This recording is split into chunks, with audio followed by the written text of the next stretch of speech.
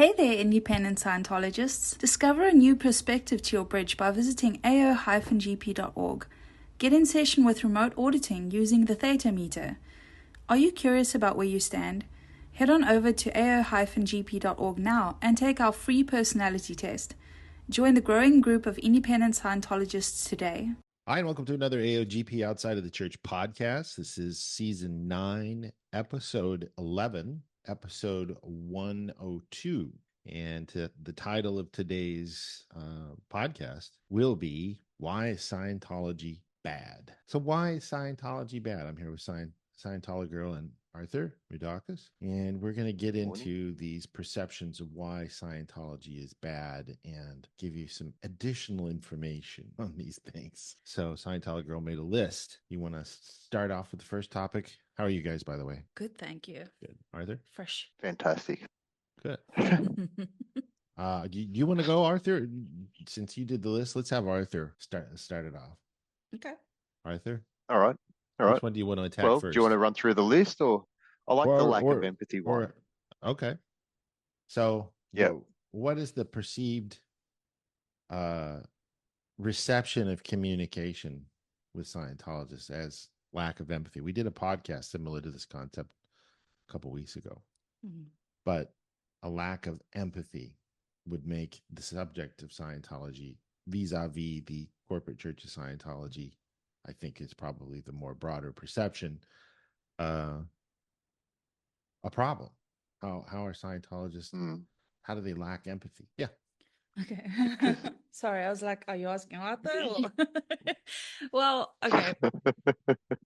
So from what I've seen, and this would be Scientologists inside and independent, I would say that there's definitely there can definitely be a lack of empathy that I have seen, and I think it's because Scientology is a very logical subject, and we deal with responsibility. And then there's the concept of nobody's a victim, everybody's responsible for themselves, and all of that. What I really think is the case, which is funny because we deal so much with communication, is that it can come off as having a lack of tact with dealing with certain people. If you're not an auditor, like a lot of the people that I'm talking about weren't auditors. Yeah, with less than 10% of Scientologists in the church, and it's probably the same in independent Scientology, less than 10%. It's probably even less than that, are actually trained auditors. It's right. Very, very small. Right, because when it comes to being an auditor, I think it's so ingrained in you guys to not evaluate, not invalidate, grant beingness, not be sympathetic. Yeah. But also the like the positive things, right? Whereas outside of that, there can be evaluations and invalidations from Scientologists. Oh, you just need to do this, or you're not doing this, you're supposed to do this, and it becomes entirely other determined instead of self-determined, and they lack the ability to grant beingness and all of that stuff. So I think in that way, there can be a lack of empathy. And then also, like the thing that you were saying about not sympathizing, is when you're an auditor and you're in session, you're not supposed to, and I only realized this later, but I would get so like butthurt about John. I was like, why aren't you being nicer to me? I remember saying that exact thing. Yeah. Yeah. And later on, eventually I was like, oh, okay, that's wise. Because if somebody has, okay, so the premise of auditing is basically, if something is persisting, there's a lie behind it, right? And trauma obviously persists. So the goal of the auditor is getting the person to take a look at things that they didn't before, and that resolves the trauma. Now, if he's agreeing with your trauma, if he's agreeing with your victimness, it's never going to resolve because you have that validation, that external validation, that this is right, this is the right way to be thinking, instead of your auditor just guiding you along and letting you figure out for yourself, hey, yeah, I could have been responsible there. So in that way, I think there's a lack of empathy. Yeah. Or apparent lack of empathy. Yeah, and if I could, I would like to expand upon the idea of how much and empathy. There's nothing wrong with empathy. There is something wrong with sympathy, and that's what I wanted to mention is sympathy is it's deadly, and you see it on this planet a lot. I mean, Arthur, wouldn't you agree on the sympathy aspect of it as far as yeah, I mean the way sympathy is given and things like that, and it why it's dangerous. It's not a it's mm, it's it's not a genuine something, because like I find myself sometimes in certain situations where I feel compelled to be sympathetic, otherwise I'll be judged if I'm not. Right. It's you're almost condemned if you aren't sympathetic. Yeah, it's like I'll go to a funeral, for example, and because I've created such an understanding within myself around death, Mm-hmm. um, you know, I may not be as emotional as a lot of other people there, and that can appear really cold to people. But What then is wrong sometimes with you? I'll be the 100%, and then Yeah. sometimes I'll be the opposite. I'll be very emotional, but I'll allow myself to be emotional at the funeral, and then I'll move on from it. You know, Right. that's what a funeral's for, to mourn the death of someone. Right. Um, Life goes and on, so, circle of so life. yeah, and I think, there is an agenda around sympathetic behavior that, you're judged if you don't perform sympathetically towards certain things. Right. Yeah. You're inhuman if you're not affected by it, or, you're cold and you're heartless and blah, blah, blah, blah, blah. right. And that goes back to what we've talked about a lot lately in the podcast is reactivity. Is Yep. if you're reacting to something, especially if you're reacting to it, and this is something you and I have had conversations with is the term misemotion. Mm. I mean, it's that sort of a thing. Is because the perception on the planet is that we're emotional beings and we have to be emotional. But Yep. do you? Yep. See, like somebody now would consider Yeah. that having a lack of empathy. So It's Well, true. It's true. I have these feelings and I have to let them out. It's just and there's nothing wrong when you're an auditor. yeah, If yeah, yeah. somebody is feeling that way, yeah, that happens all the time in Dianetics and Scientology auditing. And that's okay. But when somebody is misemotional about something, every time they get around a certain situation and they're restimulated or non-Scientology is triggered about something, then it becomes misemotion if it happens a lot. And Mm-hmm. that's something that needs to be handled with some Dianetics or Scientology processing, or at least some education on the information at a minimum. So, And to that point, with the lack of empathy, I think initially when people go into Scientology or any kind of self-help, it's empathy that drives them, because mm-hmm. empathy can be absolutely. really overwhelming. Right. But then when you start learning why you're empathetic towards things, and then you start realizing, oh, hang on, I've been deceiving myself towards certain emotions, hence the reactive mind and the reactions. Um, then it's not that you lose your empathy for people, because if you were losing your empathy for people, then you wouldn't want to help them. Yeah.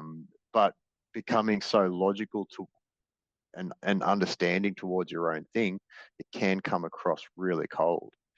Um, and that's the hard part, because you're like, working with you, you're I take my hat off to you, the self control you have to not buy into anything and to cut off when you need to cut off and to stick to the auditor's code, like Lisa said, can be really hard from the PC's end. It's hard from the But then auditor's end. when yeah, See, and it's that empathy. And if you didn't have empathy, you wouldn't be working with people doing what you do. Yeah, You'd be yeah. like, oh, I'm better. The rest of the world can go screw itself. You know, you wouldn't give a shit at all. Right. So that's a really interesting point as an observation where people lack empathy, or Scientologists lack empathy. So I don't know if they do lack empathy. However, And I go can ahead. see though, if some of them were a little crooked, they could use the tech to control, Hmm. which is Hmm. definitely lacking empathy. Yeah. Well, Yeah. it something made me think it's different depending upon where you are geographically in the society within which you are a part of, as far as, whether you're in Asia or you're Southeast Asia or Yeah. the Good United point. States or Australia or South America, Europe. And I just got an email not 20 minutes ago from a student who was enrolling in one of our free courses. And I didn't solicit this, but he said, "I love you very much for your compassion you have for mankind." Mm, mm. I don't get that very often, but it's nice when it happens. Mm. And he's from India. Yeah. 100%. He's from India. Yeah. So Yeah. people see things from different perspectives and focal lengths depending on from where they're from. And it's nice to get appreciated. And I'm just saying that empathy em, empathy is on different flows, others to you, you to others, others you to yourself, type of a thing. So being empathetic takes many forms.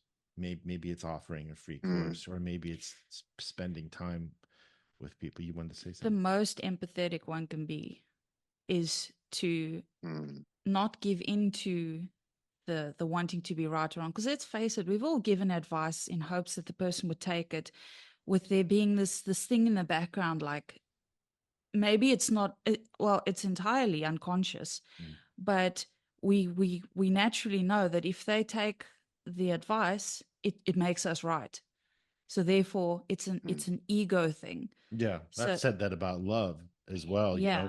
Why do you it occurred to me one time, why do you love somebody? Because they're so into you. Yeah. Right. So in this case, I would say that if you want to show that you're empathetic, you help the being help themselves. I think that's the biggest way you can actually exhibit empathy. Yeah, and it's empathy sometimes is not letting somebody give in to their own weaknesses. Yeah.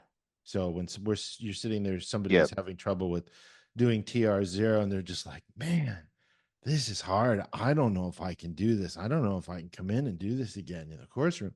You're like, "Okay, let's just cut the gradient on this, and you're going to have to just be there and be comfortable."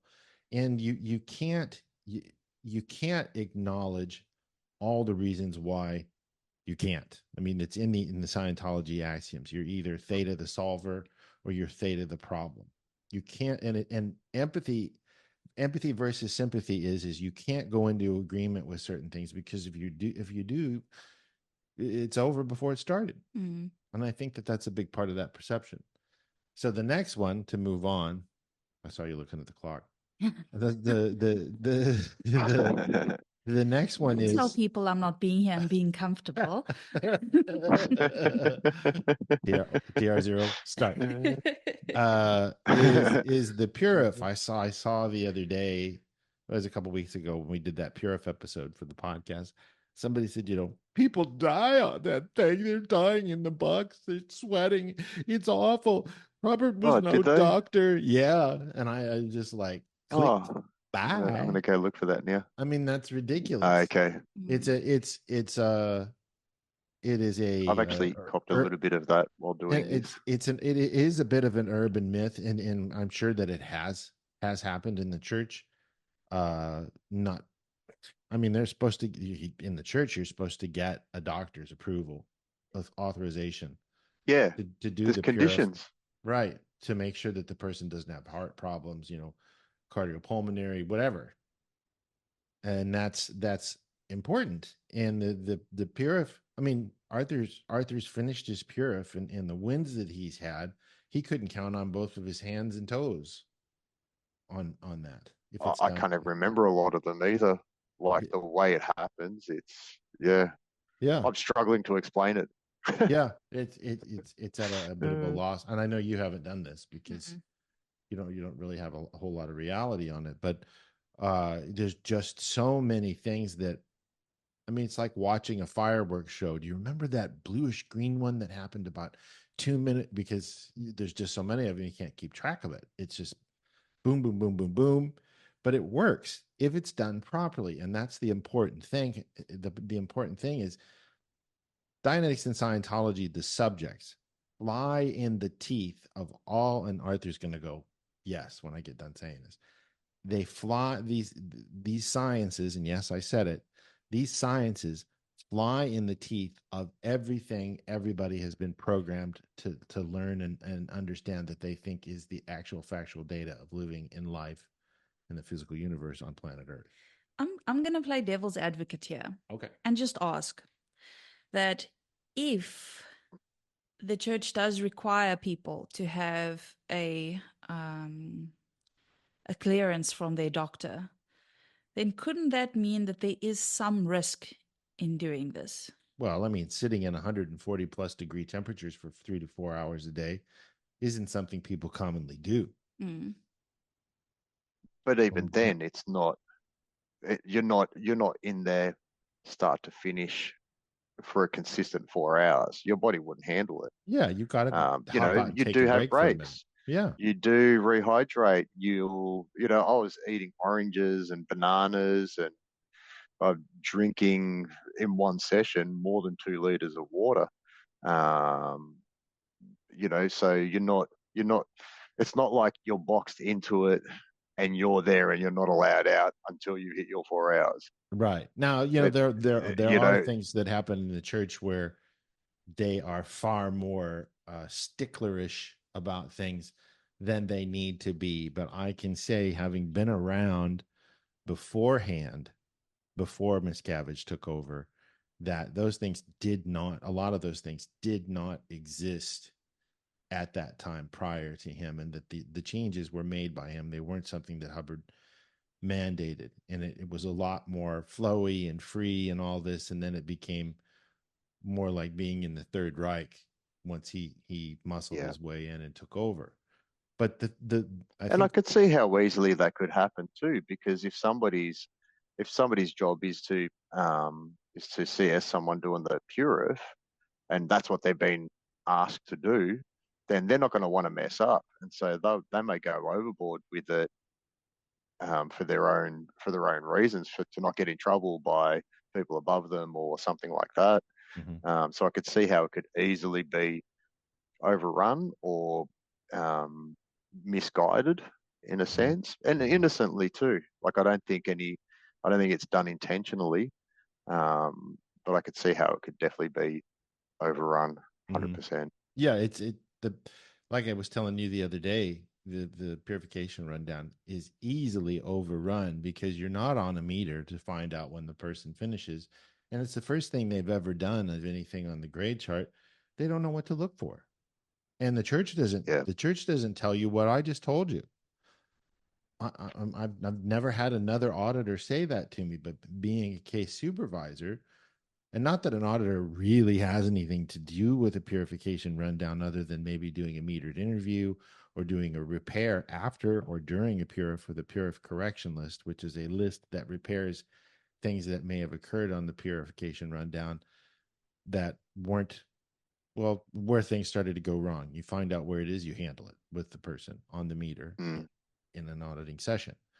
But one of the things with the purification rundown is the people that typically deliver it don't have any training above being a Purif in charge. That's what it's called, as a Purif IC. And they've done the Purif in charge course. They're not in all cases, but in most cases, you don't have a case supervisor, and they shouldn't be. administering the purification rundown to somebody on it, because the case supervisor needs to be in the ivory tower. He needs to be separate from it. The ivory tower CS series is where the CS never comes into direct contact with any of the people that he case supervises. He's the guy that oversees the auditor that does the auditing. So that way he's not influenced by any opinions, but it happens a lot in the church. That especially in the local organizations where the CS knows the public because they see him in the hallway or they see him at an event and they talk to each other, and then the ivory tower rule is violated and the whole thing goes to hell in a handbasket. I know stories of people that this has happened to. So with the Purif, it's one of these things where people need to understand what it is they're looking for when they finish it. And that's where the problems ensue. Is you're expecting somebody to do something that is above and beyond anything they've ever done before. Physically, it is very demanding. And interestingly, the Purif has gone so far outside of the church as well. There's people that do the Purif, same vitamins, the same processes, the same everything, with some slight variations, and they actually call it their own detoxification. Yeah. Some of those people reference where it came from, which is from Ron Hubbard, and then some people don't even reference it at all, but they still do the same protocol with some changes. Like they'll omit some things and they'll call it something else, but it's the exact same process, the same vitamin dosages, the same everything, and people rave about it. But then the moment Scientology comes into it, that's when it becomes a dangerous thing. Right. And imagine I'm that. amazed. It's a stigma. Yeah. What it is. I'm amazed at how many people are actually promoting this detox, and not giving credit to where it came from, but using it exactly the same. Like it's because it gets results. mind-boggling. Right. Yeah. So that brings us to number 3.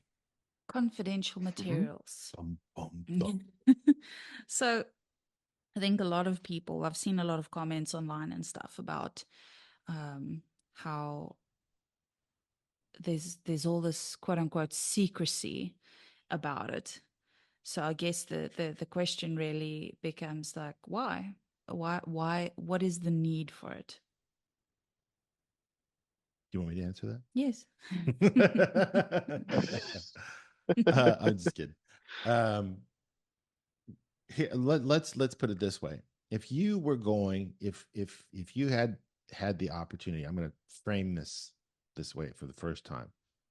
If you had the opportunity to experience something you as a being heretofore have never ever experienced before, and it had to be done in a certain way, and the experiences that and when I say experiences, I don't mean like drug trip experiences.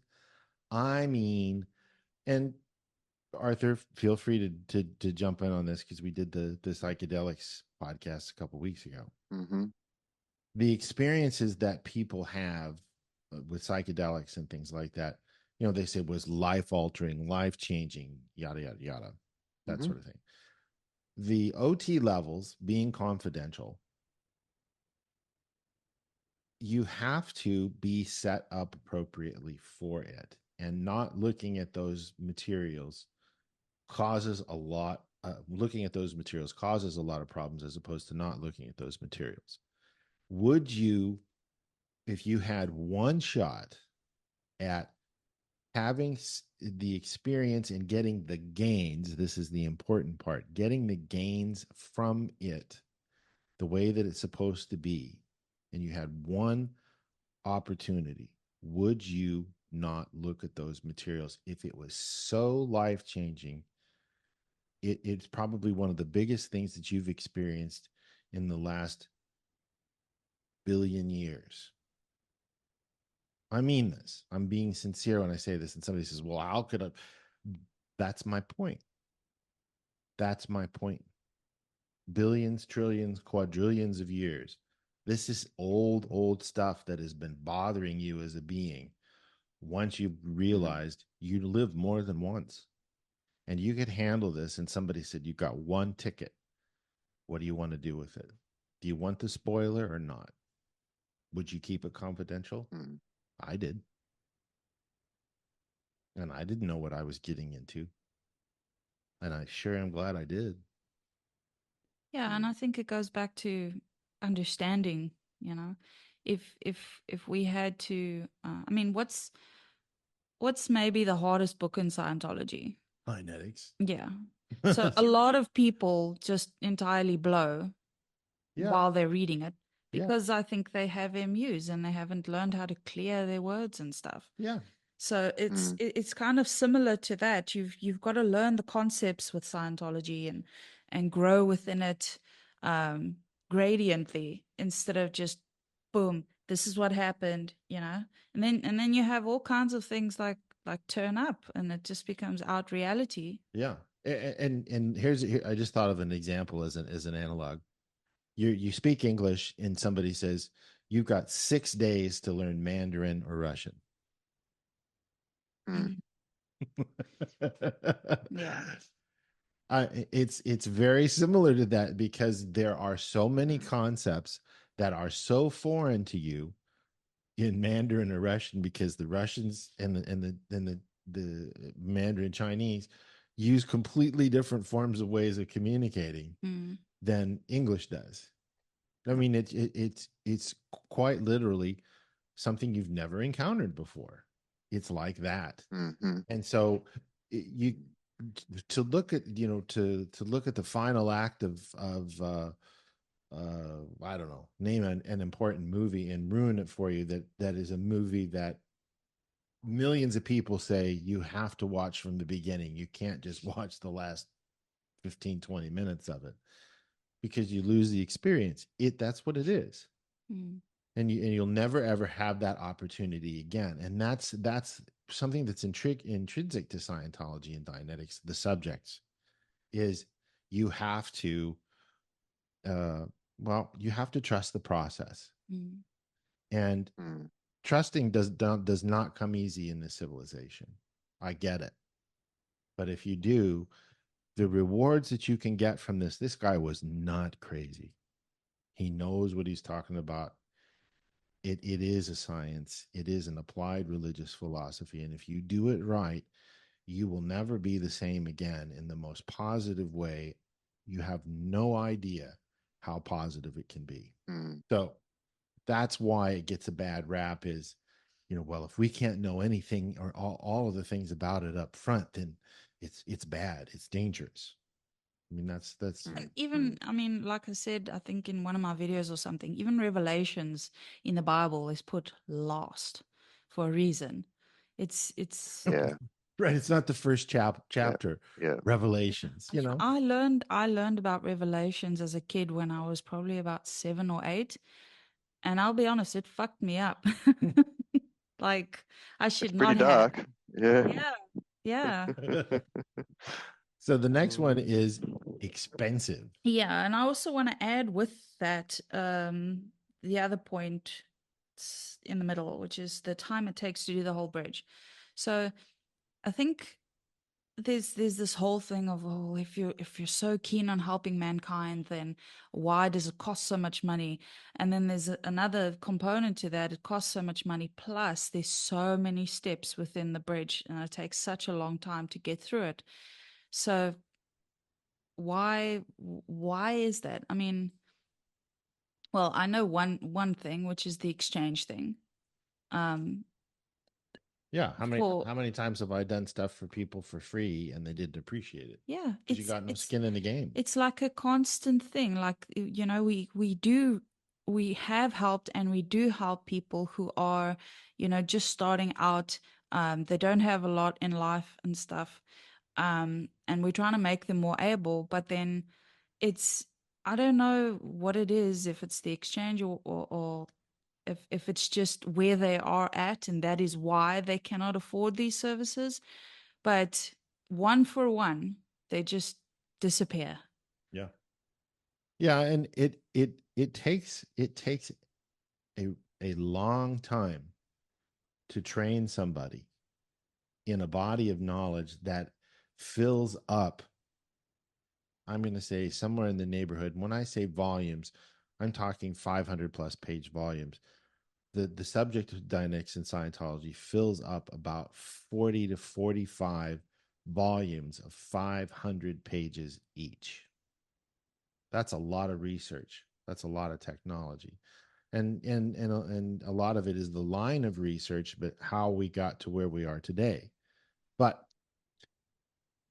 you got to be able to deliver it properly. And when you understand it, you can make significant changes in a person who can then go out and make significant changes for themselves, their loved ones, business, whatever, that they would never, ever have been able to do. So you're saying it's worth it, basically. It's worth it. I mean, it is pennies for diamonds. I mean, and Arthur's fairly new to it. Yeah. And he did his life repair, and we did a lot of word clearing and everything for him, and he's got that success story. Feel free to chime in if you want to say anything you haven't already said. Yeah, that's all right. It's expensive. By even, by our standards, we charge less than a quarter of what the church does. Right. For things. And Hubbard said back in the late 60s, early 70s, it should be about 10% of your income. Whereas to go OT in the church, you're looking at hundreds of thousands of dollars. Us, you're looking at a couple of tens of thousands of dollars. Right. And I do believe, because look, when I first started out with Scientology, I was earning minimum wage. I was, basically a salesperson for an art business, and I was like, I don't know how am I going to get the money, but I like this stuff. And I think when you just do that, things start opening up for you. It was miraculous. I can't really explain it to this day, but I was just like, I want to do this because I see worth in it. I see value in it. And then obviously I met you. You gave me the books, and there was lectures and, free courses and stuff like that. But at the same time, this goes back to the prior podcast that we did, where I said I was willing to also give an exchange. Mm-hmm. If it, and that's the thing. I think that if you don't see value in something, you're not really gonna put in an exchange. I mean, I can count on my one hand the times that people couldn't afford to do it, couldn't afford some of the courses and stuff like that, where they were like, what can I do? I don't have the funds right now, but what can I do? Is there something, Yeah, time is money, whether it's somebody else's time or your time. Time is money, and you're taking your time and exchanging your time, which you get paid for, to do something for somebody else or in your own business, and give it to somebody else for their time to apply things in their time to you. Yeah. I mean, it's that simple. And there, anything worth having in this universe is worth something. If it's free, you need to be suspect. So my too long didn't read is basically that if you really want it, it's going to happen for you. Right. And the best way to know whether you want it and it's what you need or want is you got to stick your toe in the water and go, yeah, this has merit. And I mean, it's not that expensive. I think one of our communications courses, what's the ProTRs at? $250? ProTRs. Sorry, I could have. I don't remember how much ProTRs is. I have to look, but it's ProTRs. I mean, let me say this much. Some courses require a tremendous amount of course supervisor attention. Others not so much. And as a person does the student the study course, and maybe rarely this happens, goes as far as to do their Method 1 word clearing course and recover their own education by receiving it, then the person doesn't need as much hand-holding, and they can get through their courses a lot quicker, which is called fast flow study. But I mean, it takes a lot of attention by a course supervisor to get somebody to do something correctly, because there's a myriad number of ways to do something wrong and one way to do it correctly. And Hubbard was a very, very, very good at getting things figured out on how to deliver them correctly. And if you do that, you will get the results he says you will get, not only from the courses, but as you in turn apply this stuff to somebody else or help somebody else get through these materials. It's difficult, but it's a hell of a lot easier than going to college for 4 years. Mm. I mean, it is a college education of its own. It really is. And just the communications course alone can afford people the ability. I mean, if you know how to communicate effectively, fuck, you can just about do anything, quite honestly. You're a god amongst turkeys. Yeah. Yeah, and that's a rare thing. So that brings us to controversies. Yeah. You wanted to talk about people like Lisa McPherson. Where's Shelley? Yeah. Yeah. A lot of these controversies, and Arthur, you said something I think was very poignant about other religions and their controversies in comparison. Oh, in comparison, the Church of Scientology has nothing compared to other churches as far as controversies and horror stories and cultish-like acts and controlling and war, pedophilia, murder, Intrigue, what else? skullduggery. What else have I left out? money gain, financial gain. Yeah, like the Church of Scientology is like a speck in the ocean compared to larger religions. Yeah. Why do we think we Yeah. get the brunt of it, or the church gets the brunt of it? I think Because because it's a minority, quote unquote, religious philosophy. Because, and this is, how many Scientologists, independent Scientologists, are on the planet? It's the fastest shrinking religion on the planet.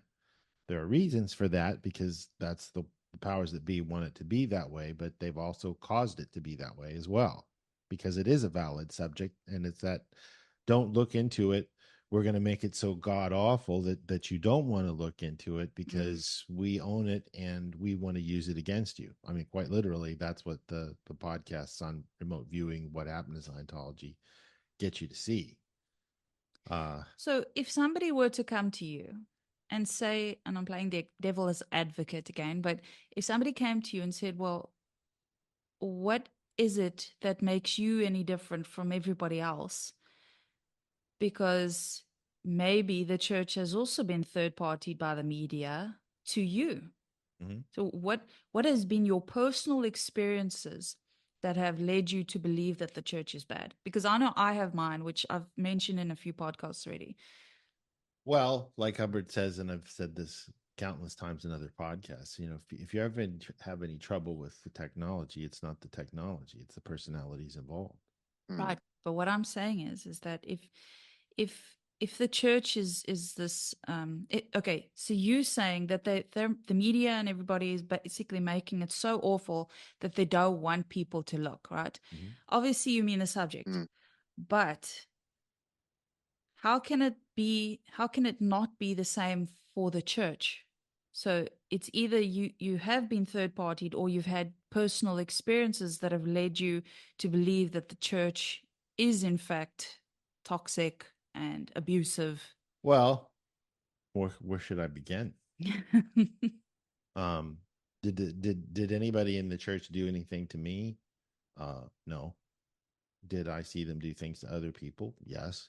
Were those people responsible for being there and communicating? Yes. Were there injustices that were committed against people? Absolutely.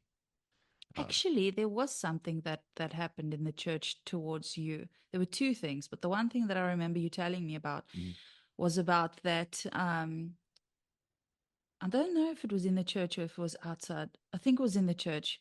About that girl that I think you had liked or something, and they found out, and then they threw bitch fit about it. Yeah. I was smitten with the girl that was in the Commodore's Messengers org. This was when I was 19 and I was at Flag in training.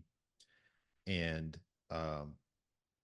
you know, it was, I didn't know that you couldn't date Commodore's Messengers orgs. You know, she spoke 5 languages and we had a lot of affinity for each other and everything. And then it came up in one of my, auditing sessions, and my auditor also saw us walking around holding hands and stuff like that. So he wrote a knowledge report on me, and I got sent to ethics for it. Little did I know that it was verboten, forbidden to do this, and it was a you could get expelled from your training if you didn't abide by this. Well, nobody told me when I showed up. So when you got sent to ethics, what happened then? You want me to tell that part? I went to what was called the third floor lounge, which was the ethics office in the Fort Harrison Hotel. This was in 1988, a very busy place. And you spend a lot of time sitting around waiting to see an ethics officer because they were very busy with other ethics situations. And the ethics officer, oh gosh, what's her name? I'm trying to remember her name. It's been so long. I know David and I talked about it not too long ago. And he knew who I was talking about. And she said, "You fucked her, didn't you?" At the top of her lungs in the whole office. This is a pretty big room. And everybody just looked at me. Here I am, this 19-year-old kid fresh out of high school, farm boy. And I'm like, no, I didn't, because I didn't. And would you say that's an abuse of power? Well, I mean, it's abusive, period. Yeah. It's abusive, period. But, you know, she was doing the what is called the murder routine to get me to admit whatever it was that I did might be less. And I said, you know, we've kissed, held hands, and then said, "You fucked her. You're out of here. Get out." You know, type of thing. And I was devastated. And that's I was devastated. clearly reactive.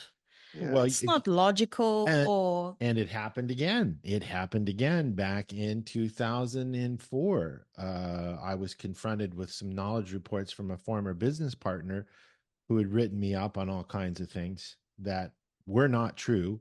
And I was actually paying the bills for our partnership and everything on his American Express card because I could pay the bill the way it was set up and taking care of it. And she called me in, and this was at Tampa org, and she said, "You know, I've got these KRs here, and you need to come clean and tell me all about it." And in Scientology, in the corporate church of Scientology, there's WISE, which is the business arm of it, and any business matters are handled through WISE. I was a WISE member. You have to get a membership and all this stuff. And she just kept pushing me and yelling at me and everything. And I said, "Go fuck yourself. I don't have to answer to you at all." And she said at the top of her lungs in the bottom floor of Tampa org, "Do you know who I am? I am the ethics officer." And I'm like, "Go fuck yourself." Yeah. Because you don't have any fucking right to say anything to me or embarrass me in front of, because I was a trained auditor and I knew policy at that point. I wasn't a dumb kid anymore. And I just told her to take a walk. And I walked out and I never went back. I'd had enough of that bullshit, and I wasn't going to be bullied by somebody saying that they were the ethics officer and I had to bend a knee. They go fuck themselves. Yeah, that is not supposed to be the role of an ethics officer. No, ethics is a personal thing. Yeah. And that's the thing that's happened, is this knowledge report stuff that LRH is in policy. If in a knowledge report is supposed to be written about a situation that you know is being looked into by ethics investigation. It isn't to be used to just write somebody up and third party them. And let me just say that I know my policy. That other determined ethics, like these people that are so-called ethics officers and stuff, I mean, it can be incredibly damaging.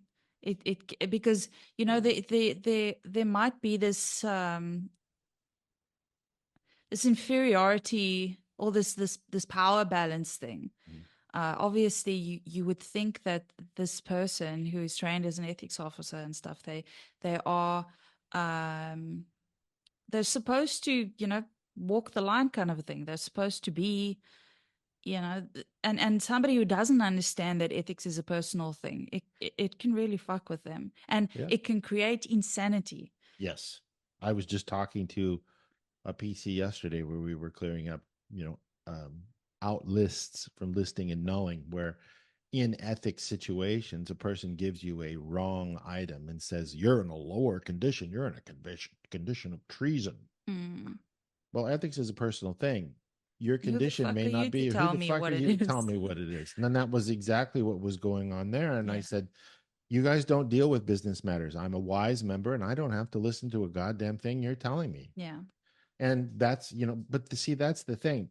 This is where these controversies come out. Yeah. In the corporate church and everything. And I've said this to public before. When's the last time you saw the corporate church ever do a lower condition with the public that had been maligned by them? Mm-hmm. It's never happened, and it will never happen. Yeah.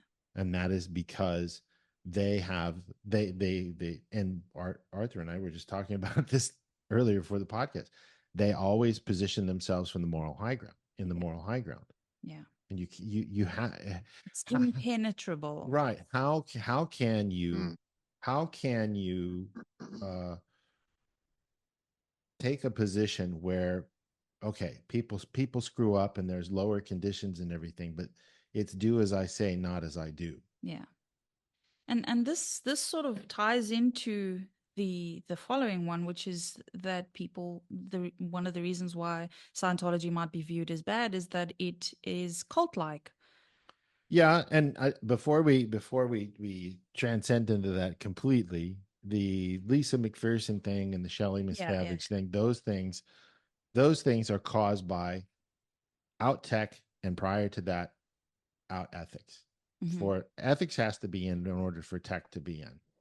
And with Lisa McPherson, she was mishandled technically, and it got worse when Miscavige jumped on the line and started CSing her, and they kept her in the basement of the Fort Harrison and everything. She had a psychotic break because she was mishandled technically. Now, that's what happens when you have out tech in Scientology. It's an incredibly powerful technology, and if not handled correctly, it can cause psychotic breaks in people. Mm-hmm. Okay. Pierre Ethier has an incredibly good write-up. His website is still up, even though he's passed away, on his website about the Shelley or the Lisa McPherson case. And what it came back down to was it was out tech and Miscavige doing something that he had no business in doing, and he got a woman killed. Mm-hmm. And he should be held up to legal standards on that. But it's not going to happen. Mm-hmm. Now, as far as the Shelley Miscavige thing, that's out ethics on Miscavige's part and what he's doing with her, and why she's practically a ghost because of his own out ethics and his second dynamic proclivities. Do you think the church gets away with all this stuff because they have governments or law enforcement $1 billion in the bank in their back pockets? Is why. Absolutely. Mm-hmm. Absolutely. Money talks, bullshit walks. Yeah. And that's what it comes down to is if you, and Hubbard says it himself, he says, you're kidding yourself in legal situations if you think for 1 minute that the little guy is not going to get stumped by the big guy who can pay the attorneys and has the ability to pick out attorneys. Because I'm not saying he did or didn't do it, but people like O.J. Simpson who got away with something is because he had a legal team that looked like a Super Bowl lineup of players who deserved to be there. They got him off. Mm. Okay. That's what Miscavige deals in. And they will litigate you into the ground and take every last dime you have in order to cause you to give up. That's what the church has done in the past. They backed off of that somewhat recently, but these controversies are caused in the corporate church are caused by out ethics. They would not happen if they were an ethical organization. Yeah. That's the long and the short of it. And that's why independent Scientology exists in my book. Right. Yeah, absolutely. So that brings us to cults. Before that, I just want to ask, Arthur, have you experienced things like this at all?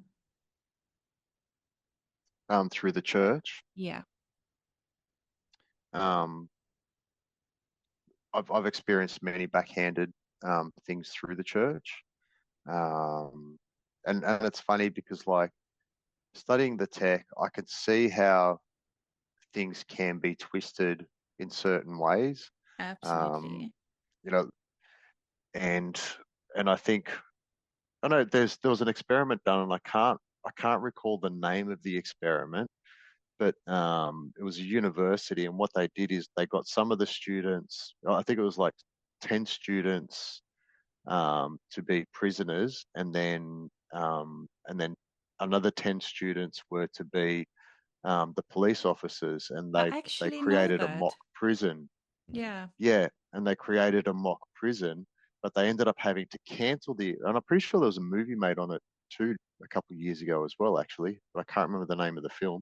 Um, and so the prison wardens actually started behaving like prison wardens, and the pretend prisoners actually started pretending like pretend prisoners.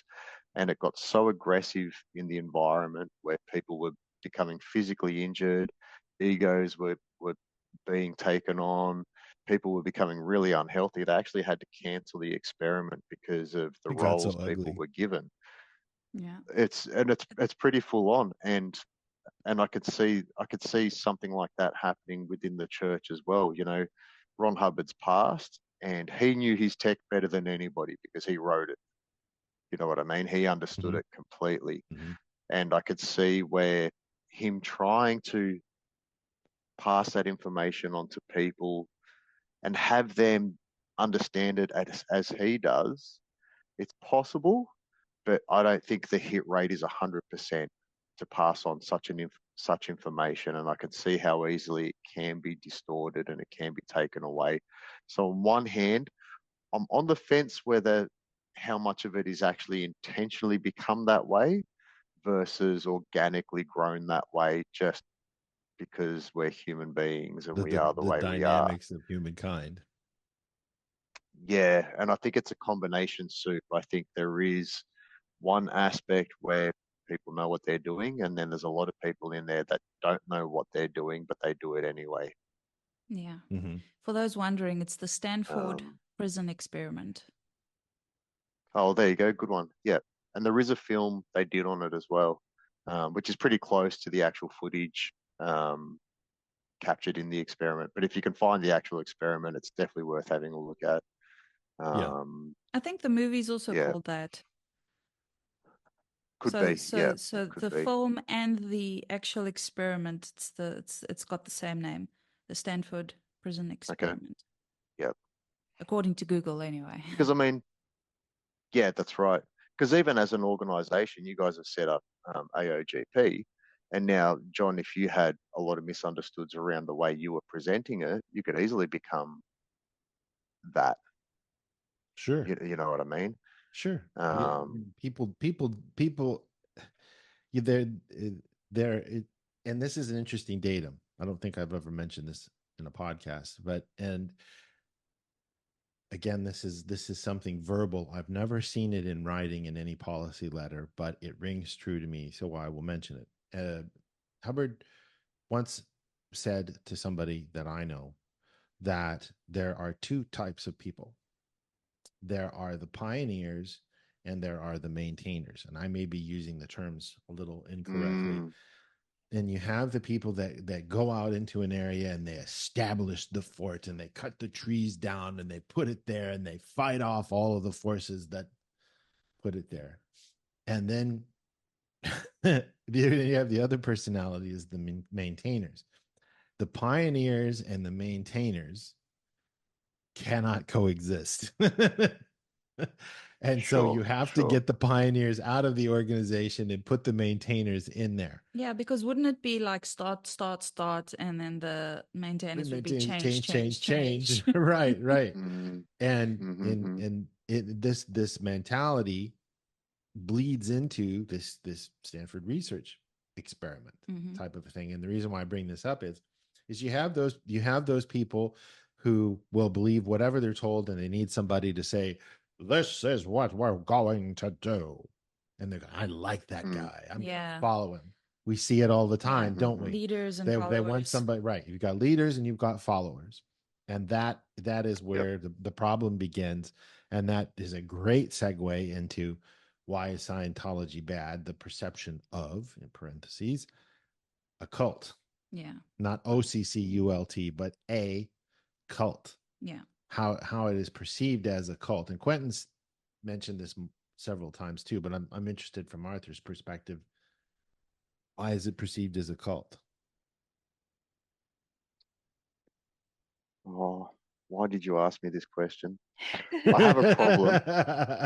Okay, I'll go. Because I felt like I was leaving you out of the mix, and we were doing all the I've talking. got something to say. That's why. I've got something to say. I have a big issue with this word cult because, and my reason for having an issue with it is it's literally, a cult is anything that society doesn't deem to be acceptable. Mhm. It Which steps means outside of it's a society's construct. what's that word that you always use? Gosh. Culture? No. The cult is in the word culture. That's Ah. that's Quentin's thing, and he's the one that brought that to my Mhm. attention. It's an arbitrary. It's an arbitrary. Yeah. Yeah. Arbitrary. It is. That's it. Yeah. And so, and the funny thing is about this word is our society has changed. It's always changing. Our moral code is always shifting. And so anything could become a cult at any moment. Mhm. School, if society deems school to be inappropriate in the future, well, next thing you know, my God, they believe in school still. They must be part of a cult. Yeah. Christianity would have been a cult at one stage. Anything outside of society would be deemed a cult. Right. Well, it can be labeled, and I'm going to go out on a limb here. There are a lot of people, Democrats, who would say that the MAGA, Make America Great Again, Trump group is a cult. Okay. Yeah. As an example, Yep. in popular culture, Yep. because they're so, we believe in this, boom, type of a thing. But so it's a, I don't know. It seems to me that it's more of a stigma than anything else, where it's just we're so quick to put a label on something and go, oh, it's a cult. Next. Yes. And move on, and then you just leave it uninspected. And that's a very ignorant answer, and it's a very ignorant response as well, to the truest sense of the word, not in an offensive way, because it does lack understanding and knowledge for what you're saying no towards. Waco, Texas is a great example because it's a culture. It was a culture, and it was private, caused no one anybody harm until today's society, poke the snake. Because said, it wasn't part of these firearms? Society. Yeah, that's right, and that's all it took. But they wouldn't give it up. And we could go on for ages about Waco, but they weren't causing anyone harm. And Scientology in its early days wasn't causing anyone harm, but people started poking the snake. So what do you expect to happen? Right. If somebody's poking me constantly, I'm going to defend myself. Yeah. What does an animal do? Or an insect? If you poke it, it curls up into a ball and plays dead, or it fights back and bites you. Yeah. How if that's the case, is a Pride of Lions a cult? Whoa. Or nuclear physicists that's who nature, are John. using the Large That's Hadron nature. Collider. That's not a cult. Right. See, there you go. Yeah. So that's nature. science. That's not a cult either. Right. Yeah. Well, and then you get into what is science, what is religion. Well, people say, religion is something that's been founded and has been around for thousands, if not hundreds of years, if not thousands of years. And that's different. Scientology has only been around 70 years. It's not a real modern religion. I mean, that's right, because it's a cult. Yeah, because and so then it gets pigeonholed, and then and it's a stereotype. And you wanted to say something, Lisa? I was going to say that in terms of when we look at the word cult, the definition that's given isn't quite accurate. I think for a broader view, there needs to be like cult related activity, and I've just pulled something up here um, where one can recognize the characteristics of cults. So, for example, isolating members and penalizing them for leaving would be one of them. Mhm. Now, I know in the church there's been some controversies around here. With us as independents, there isn't that sort of thing. No, It's honestly we don't. completely self-determined. Yeah, It's either you want services or you don't. And if you don't, it's like, okay, cheers. right. Find something Yeah. else that makes you happy. I mean, Well, who And are we to judge? yeah. Artie? going by what you just said, if I wanted to go live in the bush or the forest, I'd be penalised for that, Yeah. Right. Well, the which is Catholic Church which is excommunicates outside of people. society. Yeah, I mean, and yeah. the culty behavior that not all of them, but has been made and ratified by many a priest with children, choir boys and the like. Um, do you want to put a label on that, or you just want to say it's a few bad apples? With everything that we've spoken about, this point 4 would fall in that, where it's absolute authoritarianism without meaningful accountability. Well, and Like that that ethics comes, officer. yeah, like the ethics officers and things like that, and depending on who is the pope at the time, the Catholic Church has held that viewpoint and not held Mm-hmm. that viewpoint with their parishioners, and that changes with the viewpoint of the guy that's the pope. And in Scientology, the corporate church of Scientology, the pope is Miscavige. It wasn't Hubbard. Mm. Number 7 on And this sheet is quite interesting. It says unreasonable fear about the outside world, such as impending catastrophe, evil conspiracies, and persecutions.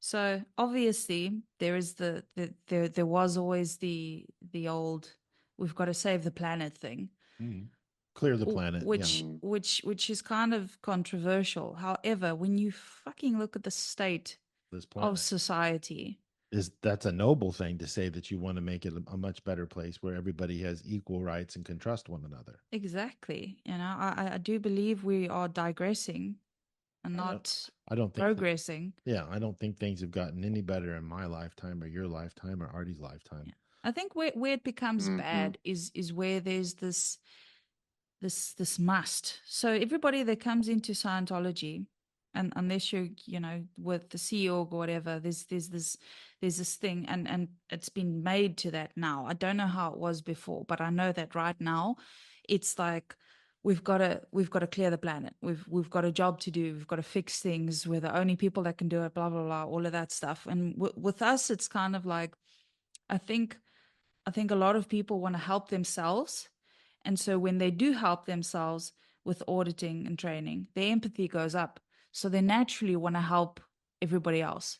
But when there's a fear element in it, instead of a coming from a positive place, I think that defines if it's a cult or not.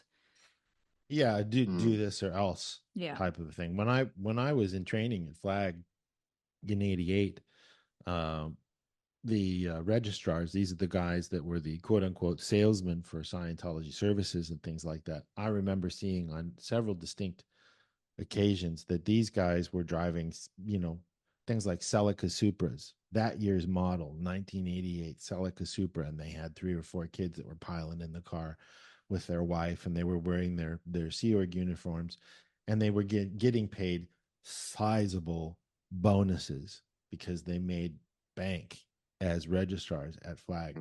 All of that has been done away with in the Sea Org. Miscavige gets all the money. You get $50 a week. So to me, and that was something LRH afforded these guys, is you reward the up statistics and you penalize the down statistics until they start doing what they're supposed to be doing and they've agreed to what they do. So that would be an example of sort of the shades of night closing in on people having not having, a lack of, they fear. They're in fear for what could happen to them, and their spiritual eternity is dangled over their head, saying, well, if you don't do what we tell you, you will be excommunicated and expelled. That's kind of culty. Yeah. So, and that's where that perception comes from, is it's gotten a black eye because it's been changed from something Hubbard wanted to something Miscavige wanted. They're not the similar or the same type of things. And that leads us into brainwashing. Yeah. Right before that, though, I'm going to play devil's advocate one more time. And say, okay, so... And I've got one more thing to say too. Okay. Okay. Can you explain, because one of the points over here, which falls in line with what you just said, is there's no legitimate reason to leave. Former followers are always wrong in leaving, negative or even evil. So there's obviously people that leave the church, they get... from what I've heard, they're considered suppressive because they've left. So I guess my question is that was that part of LRH's intention? And if it was, how is it justified? Well, and that's a great question, and I have an equally great answer from him. Okay. There's a reference technical bulletin called blow-offs. And he says there's only two reasons a person leaves an area, activity, job, post, whatever. First on the list is the situation is so bad that they have no choice other than to leave for self-preservation purposes. That goes along with ethics is a personal thing. Right. Secondarily is they have overts in the area. They've committed contra-survival acts in the area, and they feel that they must leave in order to not cause any more harm because beings are basically good. They're withholding themselves from the area. That's the second one on the list. It's not the other way around. And this is something people don't know and don't understand about Hubbard. This guy was fair. But do you think that while he was around, there may have been abuses that happened that he wasn't perhaps aware of? So in his mind, it was always like, well, if they're leaving, then it's because of overts. Therefore, having a suppressive person thingy on them is fine.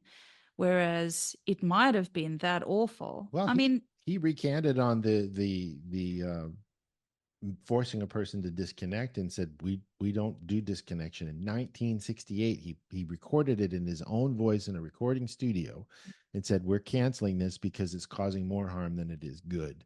And the corporate Church of Scientology reinstated it under Miscavige's rule to where that they still do that. Now it's undeniable. It's undeniable if you have an abusive husband who's abusing their wife, okay?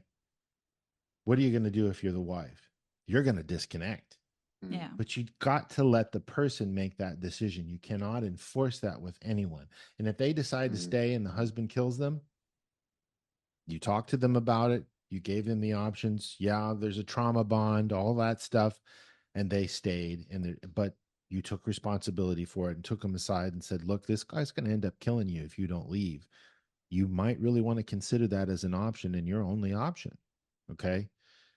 I'm not saying that Hubbard was perfect because he wasn't. He said, I am just a man and I do not want to be considered, quote unquote, as a god. He made mistakes, lots of them. But he also tried to figure out where he made mistakes and prevent them from happening in the future, not only for himself, but for others. So in doing this, he basically, I guess it may have been a way to preserve the church. Well, he's even in 1967, he stepped away from the corporate church and handed it over, which I still find hard to believe, handed it over to everybody that was on staff at the time and said, look, I'm stepping away. If they come after me, they come after me, because he knew that they had a huge footprint now and they were starting to take notice with the upper level materials, which is what's covered in the remote viewing podcast, that he wanted it to be separate because he knew they were coming after him. He went to Washington, D.C., and they told him in no uncertain terms, look, we're coming after you. And he said, they have been told no for now. because he had some of the goods on him. And he knew how to play the political game, but it didn't last forever. It was what within the next 10 years ensuing, they took the church away from him. They just did it covertly. Right. So Arthur, what was your question? Mine was really simple. Oh, response. I was just looking at I was just gonna say there's some cult synonyms: craze, fashion, fad, vogue, thing. That was it.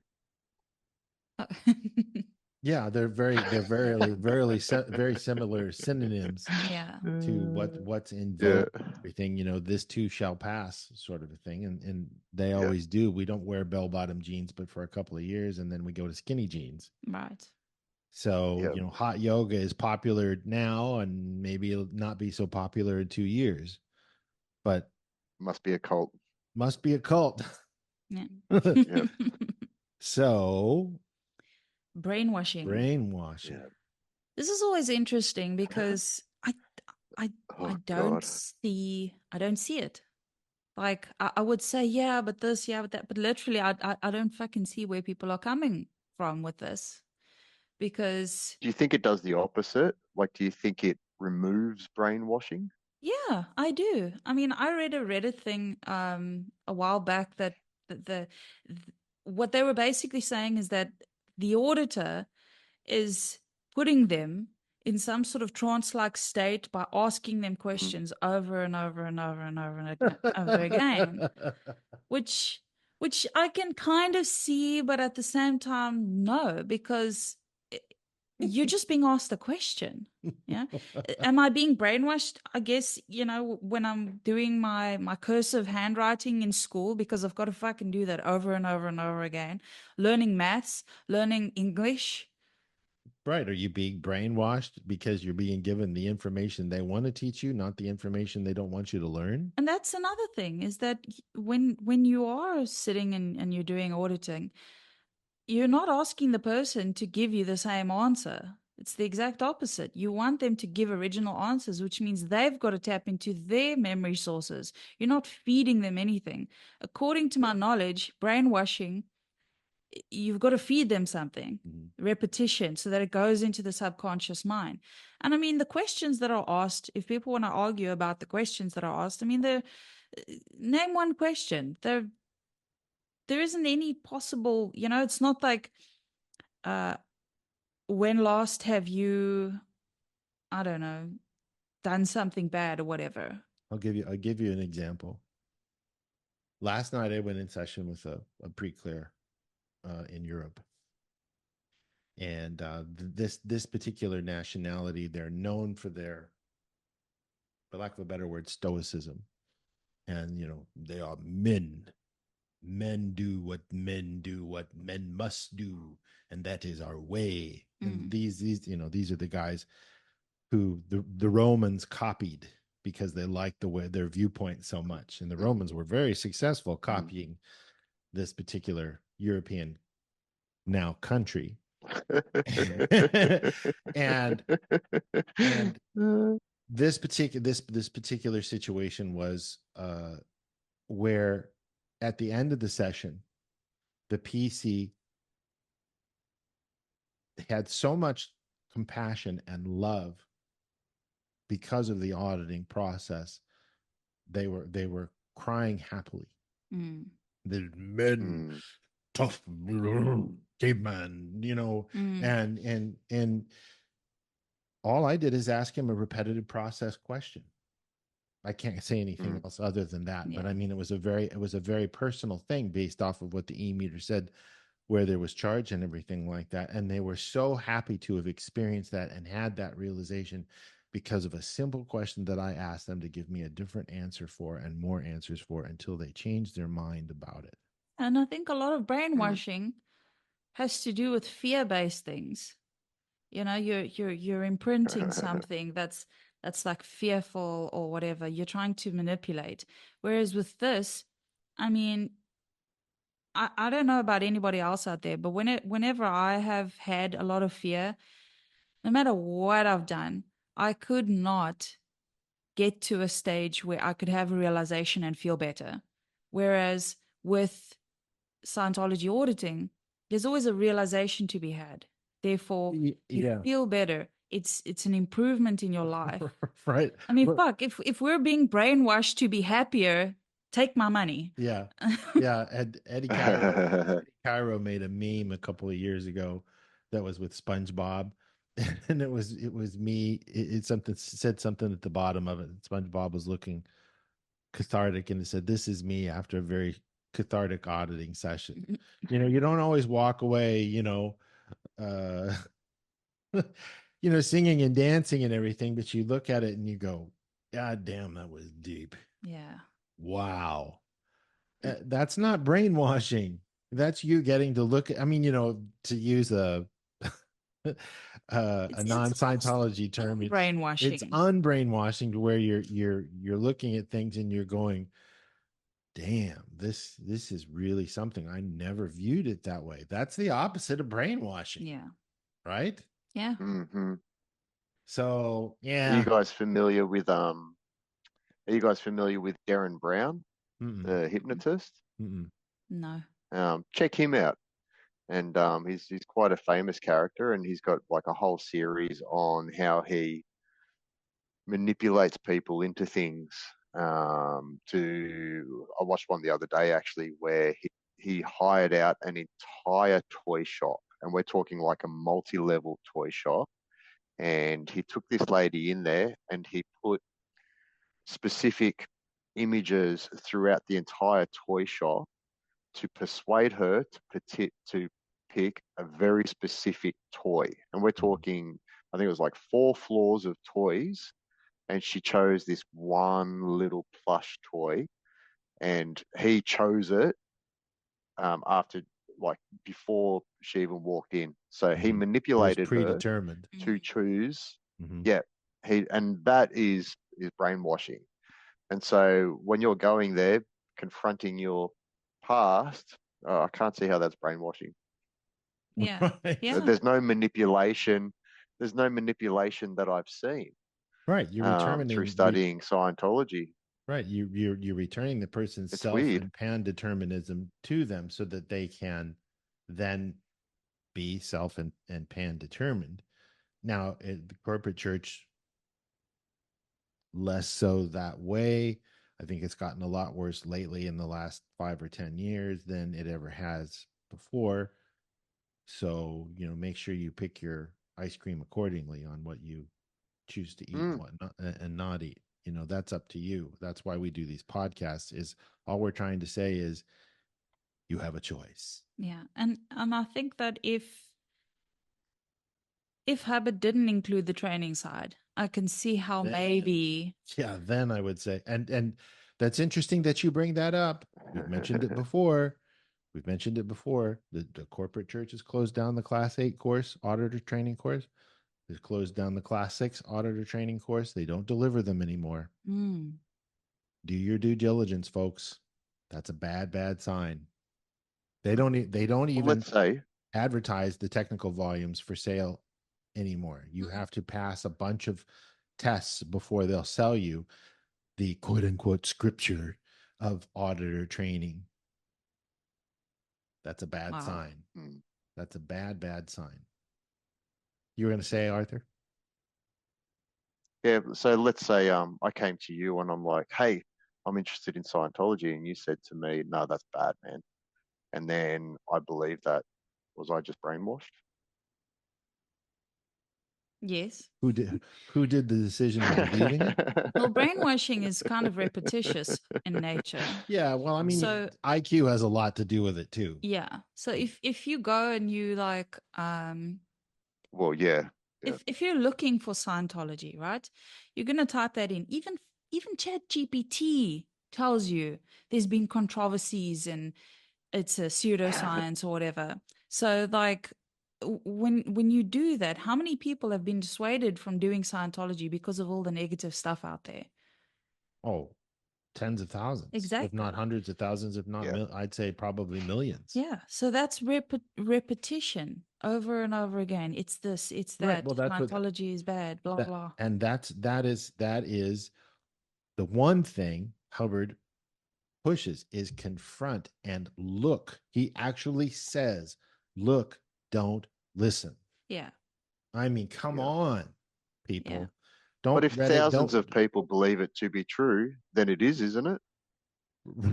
Well, see, that's groupthink. I mean, we could get into a whole podcast of everything you've been taught is you're taught because that's what they want you to think and that's what they want you to know. The fabric of this universe is far different than the owners of this planet want you to be aware of. And Hubbard was one of these guys that went, boys, wait a minute. There's this. And they went, get it. That's how this whole thing went down. That's my viewpoint on it. You don't have to take our word or my word for it. Look into it yourself and make your own decision. That's what you should do with anything. George Carlin said it best, it's a club and you're not in it. Over 50% of the world believes in there being a heaven and a hell and a God and a devil. Different words. I'm putting the percentages together between the various religions, which I'm not going to mention, but it's amazing. So if you have to think about that, like how easy it is for us to be brainwashed. I mean, one could even say church on Sundays is brainwashing. Yeah, I personally find I think the Church of Scientology has their sermons or something on Saturdays or whatever. I find that weird, just because of me growing up in a cult background. I find it odd that they have to do that, but yeah. So it's just really strange, and there's a fine line between brainwashing and not. But at the same time, if it's harmful, yeah. Well, it goes I down to think that the now I'm biggest, supposed to thing. and I think the biggest difference between like all the words we've just explored, cult, manipulation, if it's forced upon you and that's the only choice you have against your will, then yes, it moves into the cult manipulation category. But if you step into something by choice, it's your choice, isn't it? Yeah. It's not manipulation. It's not um, if it's coerced and you're manipulated to think that way, then yeah, sure. If it's forced upon you, but if it's not forced upon you by your choice, how can it be a cult? Yeah. Yeah. And then, yeah, I mean, we see this all the time. I mean, the whole world is really being brainwashed in one way or another. With all these ads regularly everywhere on TV and radio and in the newspaper and like we discussed previously, the the more times you see it, the more it actually becomes a reality for you. Like, hey, maybe I do want that. So yeah, unfortunately, I think people, it's amazing that people are so unaware that that is happening to them, and then they'll just go and believe, oh, Scientology is brainwashing. Yeah, well, it's if my dad hadn't gotten into Scientology when I was a little like 2.5, would I be in Scientology today? I can't tell you if I would or I wouldn't. If I you don't weren't know. in this cult, you'd be in another cult. Yeah, and we're brought up with Billy. You're gonna have to go to church on Sunday, and you're gonna wear your Sunday clothes, and you're not gonna get them dirty, because well, we feed you, we house you, under my house, my rules, and you get into this authoritarian. I've got to believe what mommy and daddy say, and all of this, and you look up to your parents if they treat you fairly, and you're like, well, I'm alive and I'm fed and I've got clothes and I've got toys and I've got a room and a cat and a dog. So, how wrong could they be? But the thing is, if, like you say, you do it willingly, you see people all of the time that were raised Catholic and now there's something else. Look at you. Yeah. For example. And you have to make those decisions, but there are a lot of other people, depending on where you live in the world, whereas if you aren't part of that popular society's religion, you are an outcast. You have to. Yeah. You have to. And that's peer pressure. It's so funny you mentioned my past. It's weird when they Well, when you look at it, sometimes the problem is the solution in that situation. So, for example, when I was a teen, I had a lot of trauma, and a lot of this trauma was religious based. And I started getting nightmares because of the trauma, angels and demons and all this weird shit, right? Mm-hmm. Mm-hmm. And then I spoke to my dad, and my dad called in my aunt, who was, some The Holy high Roller. up. Yeah, that one. And she came and she prayed and she put like holy oil in places and stuff. And then she said, you know what, you have this darkness surrounding you. And I mean, as a kid, like I always wanted to do things the right way. So hearing this, I was like, oh God, I'm evil, I'm bad. Mm-hmm. And it was incredibly traumatic for me. And in that way, the solution to the problem of being traumatized from religion, a religious cult, I had to perform further things and do certain things. Like I had to throw away anything that was deemed as quote unquote evil. We used to get these things called Tazos in the chips packets, crisps or whatever you guys call it. But they were pocket monsters, Pokemon. Mm-hmm. And I used to like playing with them. I mean, they're cute and everything. Oh no, they were evil. We had to get rid of them because they were monsters. And anything monster is evil. So threw that out. I had to take the posters off my wall because they were considered, I was worshipping them. They were idols. They were my idols. Had to take those off.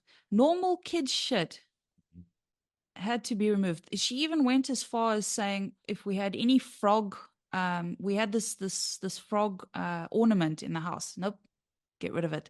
Seashells are horned. Get rid of it. It was insanity. And A equals A equals A. yes, and so there was obviously like, oh, we have to keep this house pure and everything must be perfect so that we don't get sick. There's no curses placed on us and all this stuff. And the solution, aside from that, was to pray and worship and go to church and all of that and be further fucking indoctrinated. And then you have like, it was madness. And it was probably one of the most traumatic times that I can remember. And that's supposed to be helpful. Now, I understand, not all Christians are like this. And it's the same thing with Scientologists. Not all Scientologists are like the church. I've seen similar things with people that have left the church. I had one guy who I had a pack of backwood cigars in my Suburban, and he said, "You smoke?" And I said, "Yeah, every now and then I like to have a backwood cigar." That was just too much for him. Wow. That was just too much for him. And this probably goes in line with the podcast that we haven't done, but we've been floating it around like maybe we would, maybe we wouldn't, but maybe I'll just bring it up right now.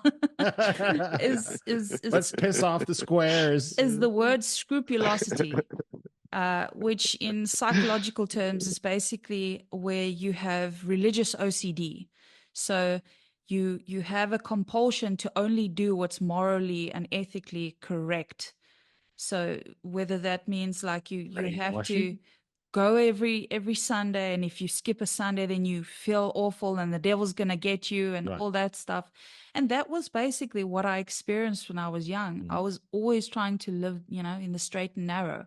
And you cannot live life so black and white, because even L. Ron Hubbard says there are no absolutes. And I think when you look at certain religions, especially Christianity, it is very absolute. It's like you're either going to heaven or you're going to hell. You either believe in God. I mean, even in the Bible, it says you are either for the world or you are for me. So there are no gray areas, except we are living in a gray area. We are spiritual beings living in a physical world. You don't get any grayer than that. Right. Well, for anything to persist, there's a lie behind it. And this podcast, speaking of which, is persisting an awfully long time. Are there lies? Just like we Yep. said, I don't know if we can really, we have got enough for a podcast. And Arthur said, oh, yeah, we do. And sure enough, we do. We're going to have to do a part 2 on Yeah. this. Yeah, So definitely. we will do part 2 tomorrow and get it out to you. I hope you found this as interesting and controversial. It's a bad thing, as the title is, and it's very interesting to talk about, especially when you get different people's experiences in life, from different walks of life, and everything. So, any closing statements for part 1 before we bid everybody adieu? Just live in the grey. That's all. If you felt you got brainwashed from listening to this, go to AOGP and they'll sort you out. Go to AOGP. Go to AOGP. Go to AOGP. Do it now. Do it now. Right. Do it or else. Go into the light, Carol Ann. Go into the light. That's a what was the movie? What's it? I'm not Arthur? sure. It's the one with the I'm not sure. where the house is built on top of the cemetery. Oh, the Amityville. No, this one is the Is it the one Amityville? that Spielberg did with a little girl who gets sucked into Poltergeist. Yeah. Yeah. And that's Yep. an interesting topic too, as far as well, like you said, in society and all of the symbolism and all of that stuff. God, we could do 4 or 5 episodes on that if we wanted to do a deep dive on Scientology and symbolism. Scientology. That would be symbolism. a great one. Anyway, I digress. Thanks for listening, everybody. We'll get part 2 out tomorrow and get this in post-production later on this morning and this afternoon, depending on where you're at on the globe. We love you and namaste. Bye. Goodbye. Bye-bye.